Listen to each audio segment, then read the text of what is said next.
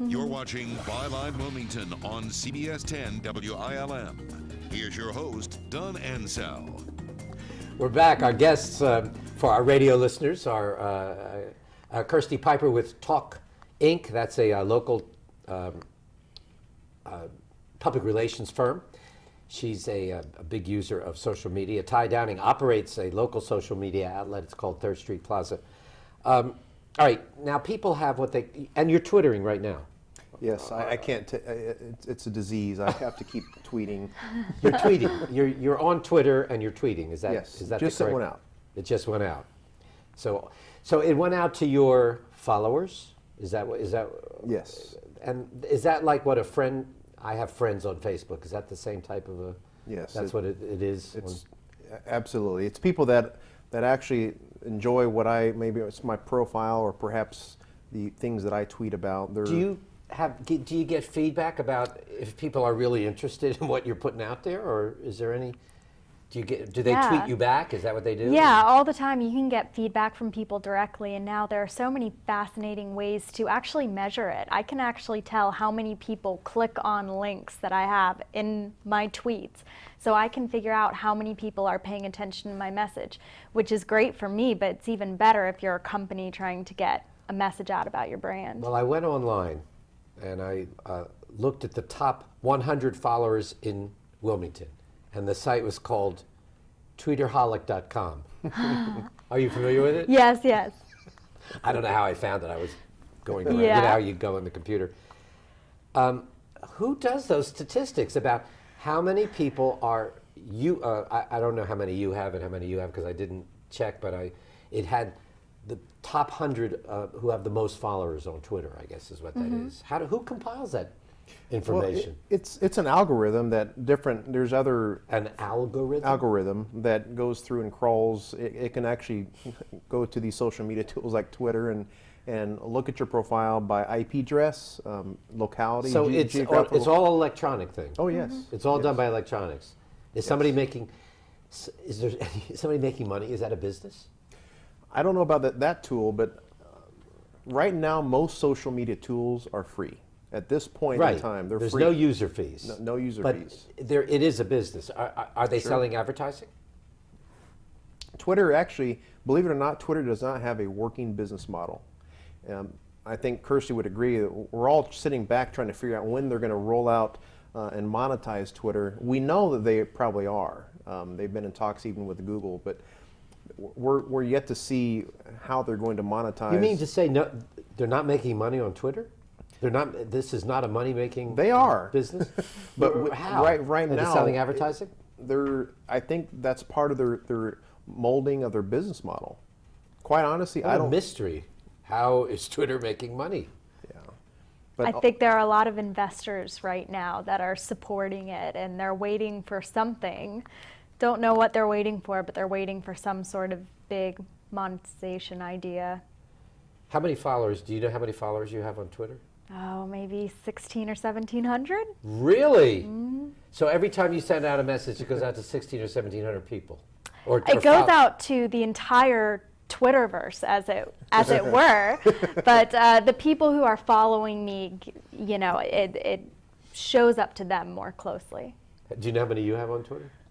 I don't have as many as her. I think I have 1370 something. Is this the new popularity poll of the 21st century?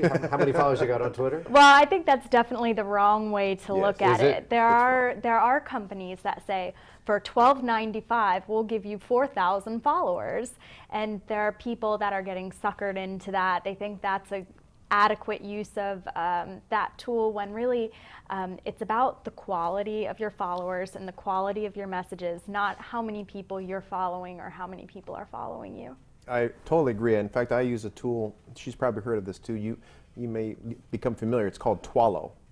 And it allows me and people that I show this to go find people that have the same interests that I do. Because I don't want to just follow people indiscriminately. That's not what these tools are about. It's not about who dies with the most toys and who dies with the most followers. We want quality followers that will like what we say and we like what they say. So, because again, this is all about social engagement. It's about making friends, just like the three of us are sitting here, we're engaging. we want that same atmosphere on these social online tools. Electronically. Yes, electronically. So I want followers that I like, and vice versa. Unbelievable. From the business aspect, I want to get back to the business aspect, because actually kids started, to me, their kids started Facebook. They were in college, was it? And you had an interesting story about how it, or was it you that had, about how it started? It was a campus, it was to communicate with their friends on campus? Yes, Facebook actually was developed by these students, young kids, that they just wanted to create a tool that could help communications within their campus, and it just excelled from there into what we see in Facebook today. Because 3 years ago, MySpace was on top of the rankings, but these young kids just took Facebook to a whole new level. They really did. Is there a difference between Facebook and Twitter in what they offer? Yes, oh, absolutely. Is there a basic? It's basically very different. Twitter is just a micro blog. It's just your 140 characters of your quick thought. That means characters are letters, or anything that's on the keyboard is a character, and you get 140 of those per Twitter. Yep. Absolutely. What's an average? How many characters would you say you use average? As much as I can. Oh, you do? Yeah, as much as I can. But really, I try to.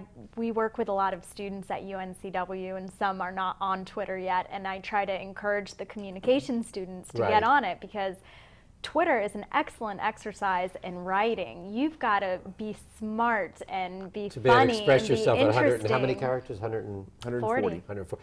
So wait a minute. So you're twittering out there, or tweeting to how many? 1,600. 1,600.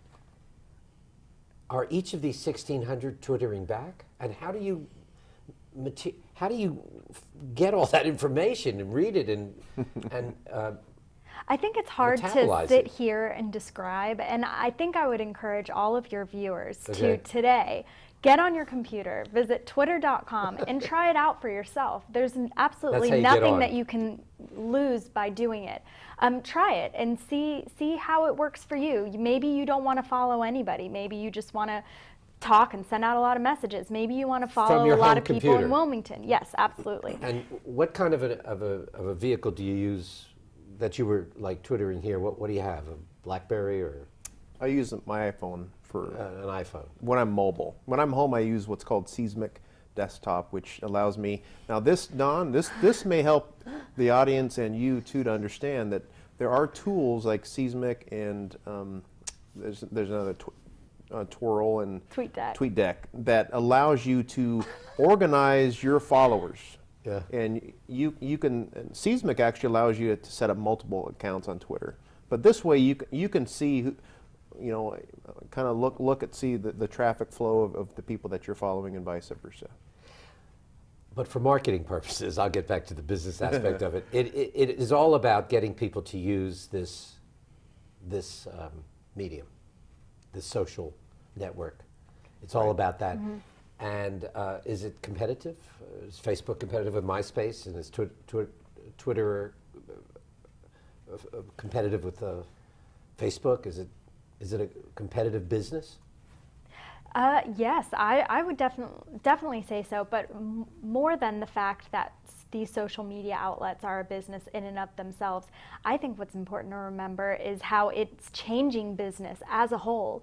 It's making companies forced to be more authentic to their customers.